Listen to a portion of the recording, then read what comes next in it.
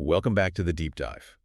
If you work anywhere in the modern economy, you've definitely heard the term resilience. Oh, absolutely. It's everywhere. It's the dominant corporate narrative, right? Yeah. Leaders celebrate the employees who bounce back. Right. The ones who get through a huge restructuring or, somehow stay productive working 60-hour weeks. Exactly. They show all this grit. But what if that celebration? What if it's actually a strategic dead end? That's really the core question our sources are getting at. Because while resilience sounds so positive, I mean, who doesn't want to be strong? It's constant celebration. It masks a really troubling reality. Which is? Organizations have basically normalized survival mode as the goal. We're being trained to see these huge institutional failures as like personal challenges we just have to overcome. And that's what our sources are calling the resilience trap. It's a great phrase. When just bouncing back is the highest goal. It's the ceiling. You, the employee, you're just stuck. You're trapped in a perpetual recovery cycle. You're constantly absorbing shocks without the organization ever asking why the shocks are happening in the first place. You basically become a human shock absorber for the company. And that model is just, it's not just bad for people, it's strategically counterproductive. Completely. We saw it with the Great Resignation, and it's still happening with things like quiet quitting. Knowledge workers are just fundamentally rejecting these environments. They're rejecting places that demand everything from you but offer minimal support for your actual well-being. It's totally unsustainable. And the business cost is just enormous. I mean, we're talking about replacing skilled people, which can cost an organization anywhere from, 50 to 200% of that person's salary? So our mission for this deep dive is to explore the alternative, thriving. And this isn't just a nice word. It's a strategic imperative. Right. The sources we're drawing from, especially the work by Spreitzer and her colleagues, they define it really clearly. Thriving is the joint experience of vitality and learning at work. Let's break that down. Vitality and learning. Think of it this way. Vitality is that feeling of energy. You feel alive, you're engaged, you're ready to go. And learning is the growth part. You're getting better. You're expanding your skills. So thriving is when you have both of those things happening at the same time constantly. Exactly. It's that upward spiral. And central to making that shift from just surviving to actually thriving is this concept of agency. We're going to spend a lot of time on this. Agency is the key. It is. It's the core mechanism that gives employees the power to make intentional choices. And this is critical to believe that those choices actually matter and will have a real impact. So if we dig into agency, what are the building blocks? What does that actually look like in practice? Okay, so this pulls directly from self-determination theory. Agency really boils down to satisfying three basic interdependent human needs. When you meet these needs, you stop managing survival and you start cultivating real growth. Give us the three elements and maybe a quick scenario for each one, because this really is the backbone for the whole discussion. Absolutely. So number one is autonomy. This is that feeling of volition, of psychological freedom. So not total anarchy. No, not at all. It's about having choice over how and when you do your work within, reasonable boundaries. For instance, you have a deadline, but you get to decide your own schedule to hit it. You're not being micromanaged. Okay, so feeling like a driver, not a passenger. Makes sense. Yeah. What's the second one? The second is competence.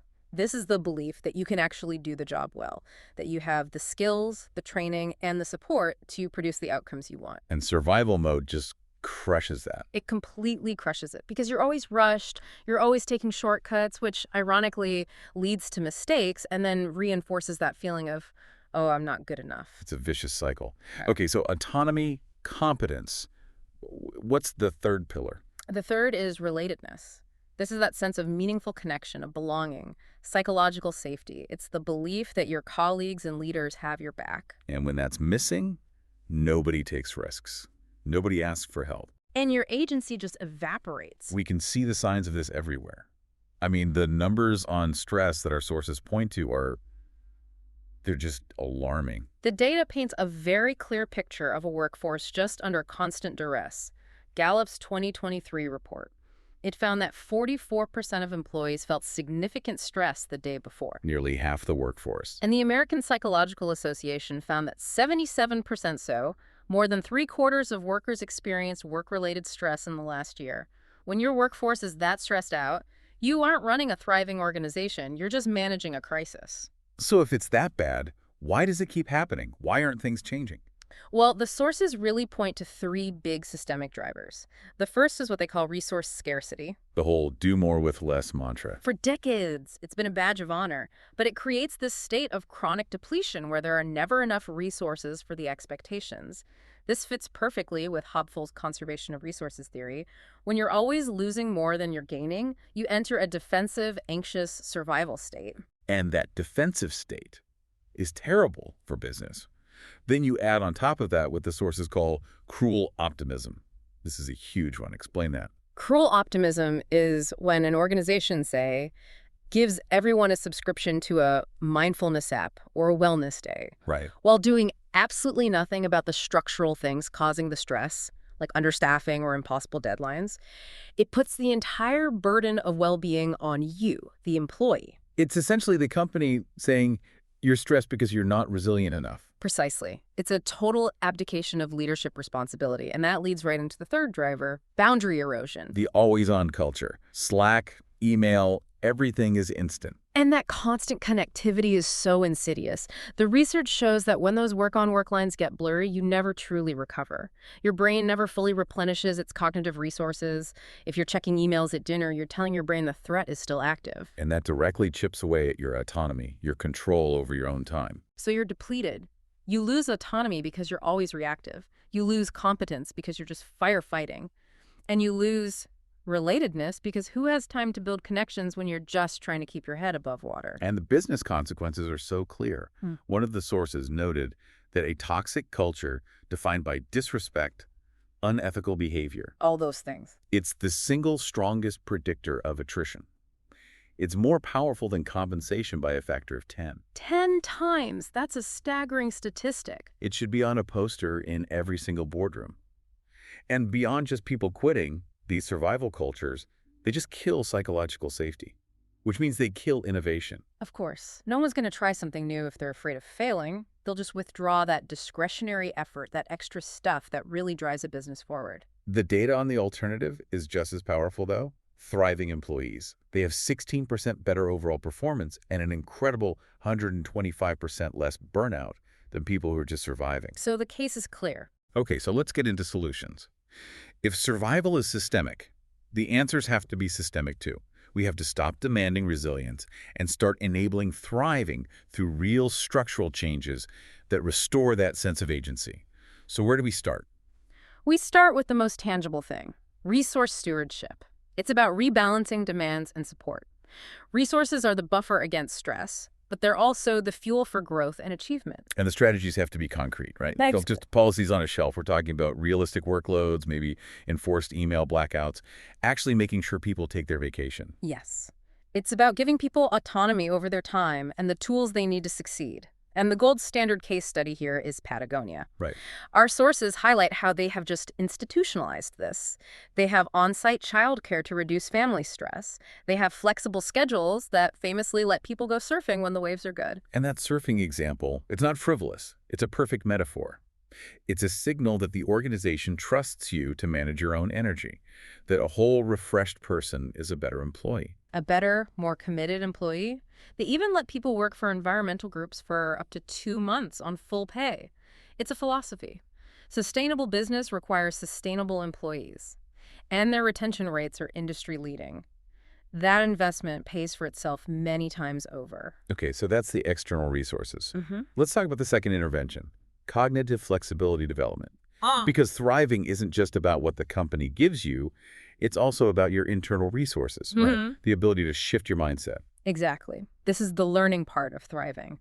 The sources talk about the AIR method: awareness, inquiry, and reframing. Awareness, inquiry, reframing. Okay. Awareness is just taking a step back from the stressor, seeing it objectively. Then inquiry shifts your thinking from what's the threat to what can I learn here? And reframing is the final step, consciously choosing a more empowering interpretation. So instead of I failed, I'm incompetent, This is a data point for my next attempt.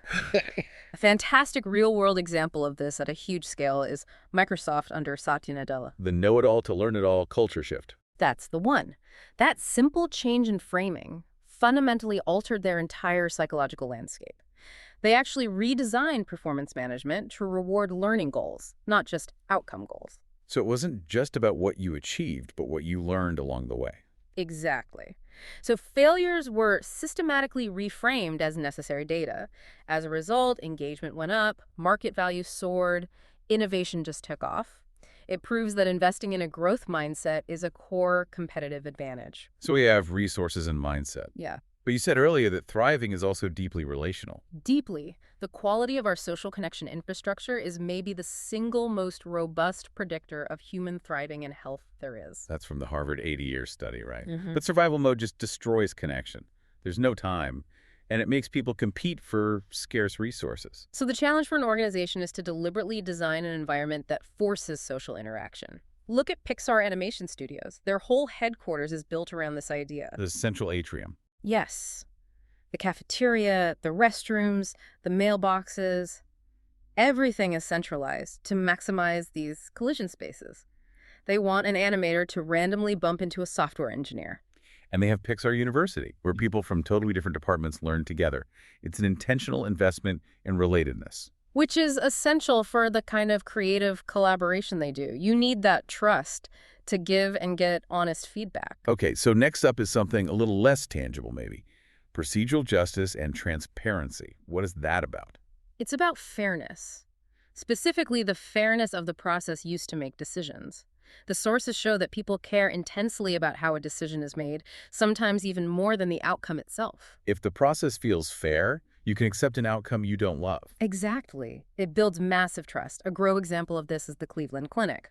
They had high nurse turnover, and instead of just imposing a new schedule, they involved the frontline nurses in redesigning the whole system. So they gave them a voice in the process. They gave them a voice, they gave them agency, and it worked. Nurse satisfaction went up, turnover went down, and patient safety metrics actually improved. It proves procedural justice is a strategic tool, not just a nice idea. Finally, we have to talk about the foundation for all of this. Material security. You can't really thrive if you're worried about paying rent. You absolutely can't. The sources are clear that financial stress drains cognitive function. It literally impairs your ability to make good decisions. And this is where a company like Costco Wholesale is such a powerful counterexample to the rest of the retail industry. They really are. They sustain a high-wage, high-benefit model. They pay way above the industry average, offer great benefits, even for part-time workers. And what's the result? The result is their annual employee turnover is around 6%. The retail average is often over 60%. It is definitive proof that treating people well and providing financial security isn't a cost. It's a competitive advantage built on stability and loyalty. So after all this, what does it mean for you listening right now? The core takeaway is that this shift from demanding resilience to enabling thriving, it's not a luxury. It's a strategic necessity. It absolutely is. It's about talent retention, it's about innovation, it's about sustainable performance, and it requires systemic structural intervention. It's not about just telling individuals to be tougher. That's the crucial distinction. Organizations have to commit to reducing demands and protecting resources right now. If you're a leader listening to this, what's one demand you can permanently reduce this week? Kill a standing meeting that provides no value. And if you're not in a leadership position, you can still act. Protect one resource for yourself today. Enforce a real email boundary after hours. Take an actual non-working lunch break. These small changes, when they accumulate across a team, they build a new culture. The evidence is just overwhelming. If you prioritize the conditions for autonomy, competence, and relatedness, you create an environment where people deliver better results across every single metric that matters. And I think the ultimate choice here, it reflects a much deeper organizational value. Do you exist primarily to extract short-term productivity from people, which requires them to be endlessly resilient? Or do you exist to create sustainable value through human flourishing, recognizing that great performance actually emerges from things like vitality and learning and connection? That fundamental choice is what will define your legacy.